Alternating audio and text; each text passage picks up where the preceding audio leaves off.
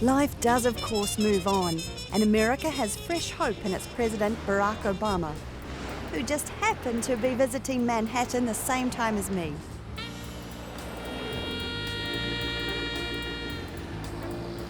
I'm at the subway station. I know I want to get the D train up to the Bronx. And I'm a little bit confused. There's an elevator over there for wheelchairs, but that looks like it's the train to New Jersey, and I don't want to go to New Jersey. And up here it says elevator on 6th Ave and 33rd Street. But I thought I was on 6th and 33rd. I'm heading uptown to the Bronx to meet Emily Kingsley, who's clocked up 40 years as a writer for Sesame Street. Emily's son Jason has Down syndrome. She penned a celebrated piece, Welcome to Holland, about the experience of discovering your new baby has Down syndrome. I'm often asked to describe the experience of raising a child with a disability, to try to help people who have not shared that unique experience to understand it, to imagine how it would feel. It's like this. When you're going to have a baby, it's like planning a fabulous vacation trip to Italy. Hi there. You buy a bunch of guidebooks, you make your wonderful plans, the Colosseum, the Michelangelo David, the gondolas in Venice. You may learn some handy phrases in Italian. It's all very exciting. And after months of eager anticipation, the day finally arrives. You pack your bags and off you go. Several hours later, the plane lands. The stewardess comes in and says, "Welcome to Holland." Holland, you say? What do you mean Holland? I signed up for Italy. I'm supposed to be in Italy. All my life, I've dreamed of going to Italy. But there's been a change in the flight plan. They've landed in Holland, and there you must stay. The important thing is they haven't taken you to a horrible, disgusting, filthy place full of pestilence and famine and disease. It's just a different place. So you must go out and buy new guidebooks, and you must learn a whole new language, and you'll meet a whole new group of people you would never otherwise have met. It's just a different place. It's slower paced than Italy, less flashy than Italy. But after you've been there for a while and you catch your breath, you look around and you begin to notice that Holland has windmills and Holland has tulips. Holland even has Rembrandts. But everyone you know is busy coming and going from Italy, and they're all bragging about what a wonderful time they had there. And for the rest of your life, you will say, yes, that's where I was supposed to go. That's what I had planned. And the pain of that will never, ever, ever, ever go away, because the loss of that dream is a very significant loss.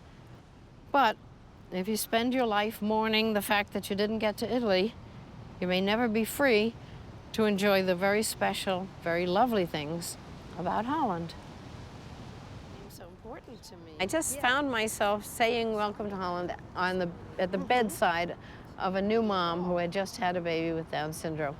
And I was just chatting with her, and I said this little thing to her. It just came out of me, and when I got home, I said, you know, that was pretty good. It really seemed to be helpful to her. So I wrote it down, and then I started saying it to other people, and it got printed somewhere or somewhere. Well, since then, it's taken off, and it's been around the world, and it's gotten a life of its own, and it's been in thousands of newsletters and calendars, and it's been set to music 4 different times, and it's been, everybody in the whole world knows it by now, and I'm flattered.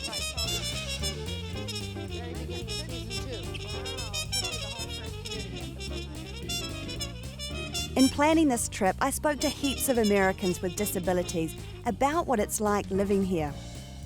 They all love the idea of our series because they know life's about attitude. The young rappers I'm visiting, 2 young guys in wheelchairs, were injured through gun violence. One of the guys was accidentally shot at his cousin's birthday party.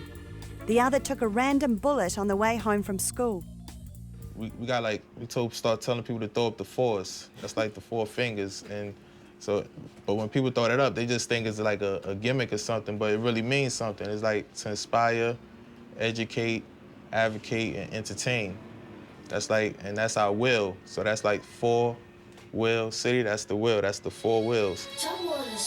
Rick Fire and Tapwaters pitch their music at young people. They've toured the States with their message, stay in school and stay away from guns. There's a documentary in the making. It's four wheels. Yeah, it's four wheels. You think you can be me? Go ahead, roll in my shoes. Push yourself around every time that you move. Run out of money from paying your dues, and then try acting like you got something to prove. How was it for you seeing all your friends around wouldn't have been in cheers? Was that quite tough? Like, a lot of my friends stopped being my friend after I got in the chair. So a lot of things changed, even family members. So I always had the love for music.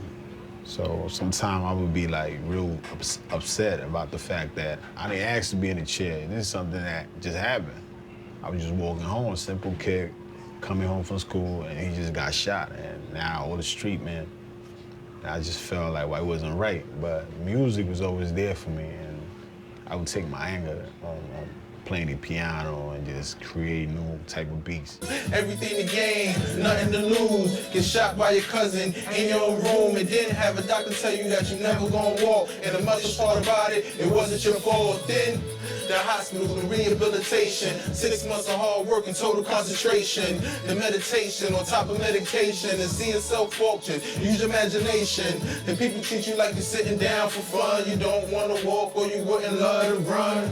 But then when they say they wouldn't trade places with you, ask them how come, let's go. We go by the name Four Wheel City, and that whole name came about originally feeling like we was like kind of second-class citizens originally, like, you know, not being able to go places. And we was just realizing, like, people with disabilities, a lot of them didn't have no place where they can, like, get information, like, right at the core when it first happened, because I was the same way. And then on the flip side of that, it was like people was looking at people with disabilities on the wheelchair like you couldn't do anything, you know? Like, so what we wanted to do was like originally like show people that you can still do things and we still doing things. They want to know about the wheelchair life. They want to know how a brother make it. Okay, if you think that you can make it, I'm gonna put you in my shoes. Let's see if you can tie your laces. They want to know about the wheelchair life. They want to know how a brother make it. Okay, if you think that you can take it, I'm gonna put you in my shoes. Now people say I shouldn't talk. I say they shouldn't talk. Tell me, what would you do if you couldn't get up and walk, huh? Or do you want to trade places? I'll put you in my shoes. Let's see if you can tie your laces. Imagine we exchange places. I get up, you sit down, I push you around. Have people look at you up and down like, damn, I wonder what happened to him, huh? Then when you, And you've been into high schools to talk to kids. I mean, they're not there with disabilities. What are you telling them? The message that we send in there is basically telling kids that there are consequences behind every action that you do, like not play with guns. Just think before you go and do something crazy, because you might end up in it. You don't have to end up in a wheelchair, but you can end up going to jail if you do make the wrong choice in life. So it's basically to open up their eyes and for them to realize that, hey, it can happen to you. get them tapped. They're chilling with the crew from New Zealand. Came a long way from the robbing and stealing. 14th floor, met in this building. Came a long way from children. Who would ever think, who would ever thought all this would come from not being able to walk?